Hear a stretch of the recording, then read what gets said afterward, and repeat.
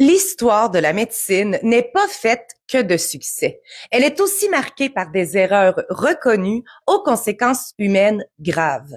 Voici deux épisodes documentés qui rappellent qu'en science, la prudence et l'humilité sont essentielles. En 1976, à la suite de la détection d'un virus de la grippe porcine H1N1 sur une base militaire américaine, les autorités sanitaires ont craint l'émergence imminente d'une pandémie comparable à celle de la grippe espagnole.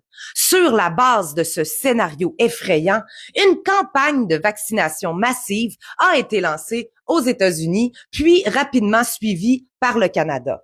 Dans ce climat d'urgence sanitaire, environ 45 millions d'Américains et près de 3 millions de Canadiens ont reçu le vaccin. Et la pandémie annoncée? Elle n'a jamais eu lieu. Le virus n'a pas circulé comme prévu. L'événement le plus massif de cette crise aura finalement été la campagne de vaccination elle-même. En revanche, la surveillance post-vaccinale a révélé une augmentation significative des cas de syndrome de Guillain-Barré, une maladie neurologique rare mais grave. Les données officielles font état de plus de 1000 cas recensés aux États-Unis sur une courte période, dont plusieurs dizaines de décès. Face à l'absence de pandémie et à l'apparition d'effets indésirables graves chez les personnes en bonne santé, les autorités ont suspendu la campagne. Cet épisode est aujourd'hui reconnu comme un exemple majeur des limites de la médecine préventive de masse et rappelle que même les interventions autorisées peuvent entraîner des conséquences humaines significatives. En 1955, peu après l'autorisation du vaccin contre la poliomyélite de Jonas Salk, un grave accident industriel survient aux États-Unis, connu sous le nom de l'incident Cotter.